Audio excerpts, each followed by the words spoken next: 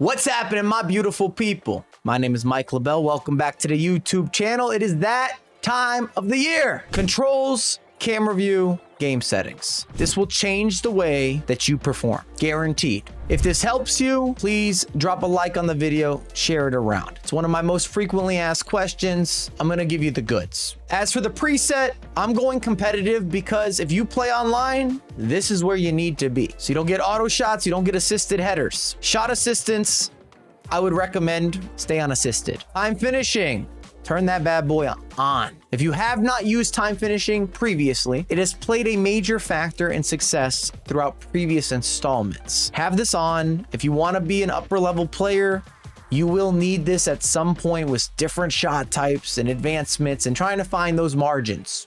Also, shout out to EA for giving us some early access. Moving on, passing, auto flare pass, automated to off. Through ball and lob through ball, you can either be on manual or semi. And I want to say last year there was an assisted option, but this time around we're definitely using semi over manual. If you just want to make the game more difficult, so be it. But I'm making the game as easy as possible for you. Ground pass, assisted. For me, cross, I've always liked it, preferred it. I had a little bit of some extra precision, if you will, placement on semi. That's been consistent throughout my gameplay, so I'm staying on semi.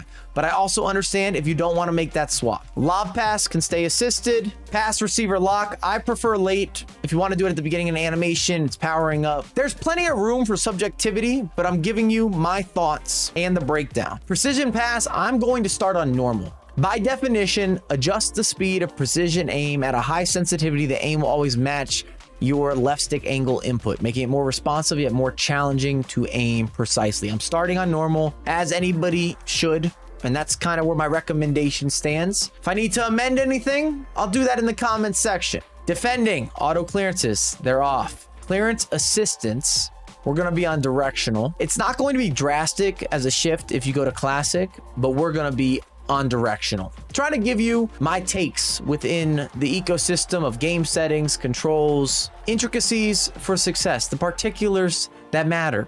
Advanced defending gives you the freedom to choose your tackle type, and then you have tactical defending. I'd still recommend starting on tactical before you get into diving into different animations, and maybe the way that you play the game hasn't included this, but I would not be surprised if advanced defending overtakes, once you're at a certain threshold, tactical defending. Pass block on, auto switching, solely air balls and loose balls, or manual. Air balls, loose balls is where I prefer to go. Otherwise, you have to hit the switch constantly, which isn't necessarily the worst thing. It's just the reality. Auto switching move assistance, I'm gonna have this on low, but again, if you have a different preference, I'm not upset. Right stick switching, you have classic, player rotation, which I believe is brand new. Flicking the right stick will move to the next player indicator. However, that does not switch the player. I can't see how this would be helpful. Seems like an extra step that I don't want to have. And then you have adaptive. So for me, player switching is very much so about being fluid, being reactive, being able to adjust. Classic feels the most natural. However, adaptive, it sort of annoys me. It bothers me on screen. It gives you almost a preview to where the next player switch is going to be made. I don't need that. I leave it off. If you're learning right stick switching, you might prefer, and it will be easier for you to learn and understand some of the micromanagement with adaptive, but otherwise I would go with classic. Player relative, ball relative, I don't know anyone that's on ball relative. Right stick switching sensitivity, I'm gonna be on 5, and then if I wanna move it up, I will. If I wanna move it down, so be it. Again, comment section, we'll do some amending if needed or updating, depending on how the year shifts and changes. We know how this goes. EA is going to change what meta looks like, and then it's up to us to pivot and adapt to receive the benefits. Next, player switching classic.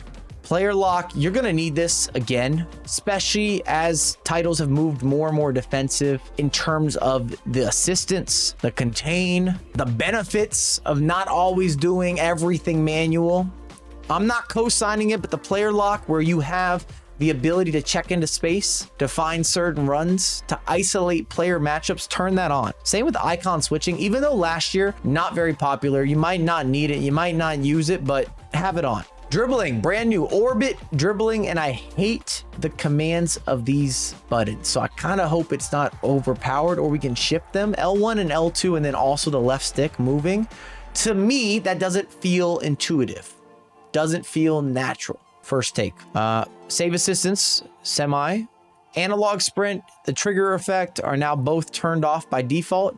That is reassuring news. I know last year, many of folks did not adjust this setting and it showed. I'm not going to have vibration on, so we turn that off completely. It throws me off my game. Camera settings, high key importance.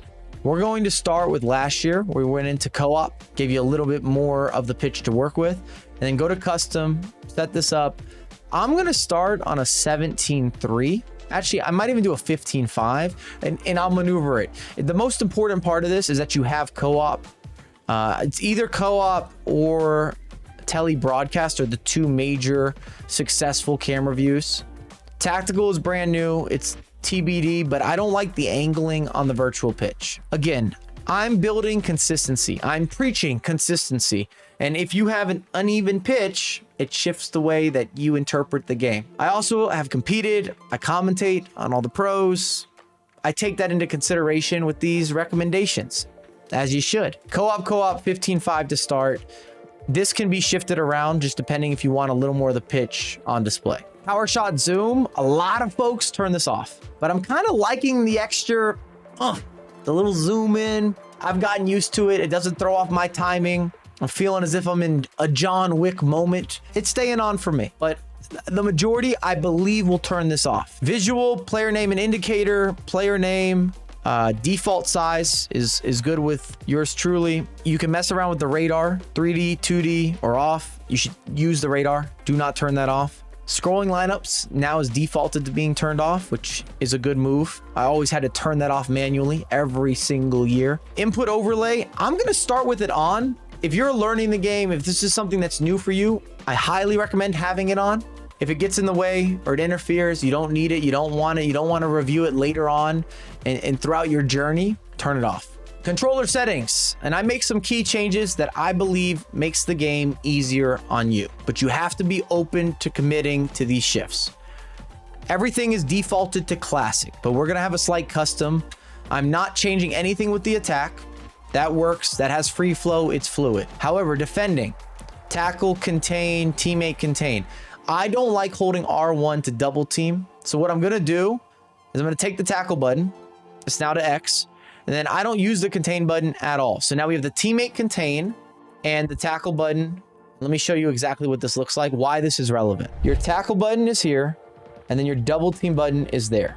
And I never co-sign a bunch of containing, and that is not going to change. So I basically eliminate using the R1 button or as a command, and it just makes the game more simple. And if you've played a lot of old school titles, it used to be the default control. We're providing a history lesson for all of you. Those are the only changes I make, but it's a relevant shift. There's better synergy if you can adapt, if you can get used to these settings and these changes and these shifts.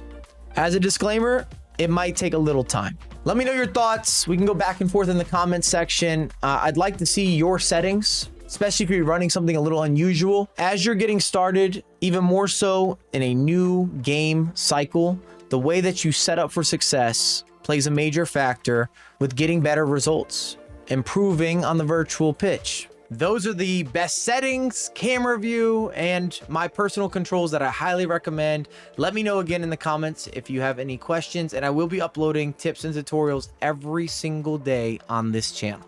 I've got some special stuff planned for the beautiful people.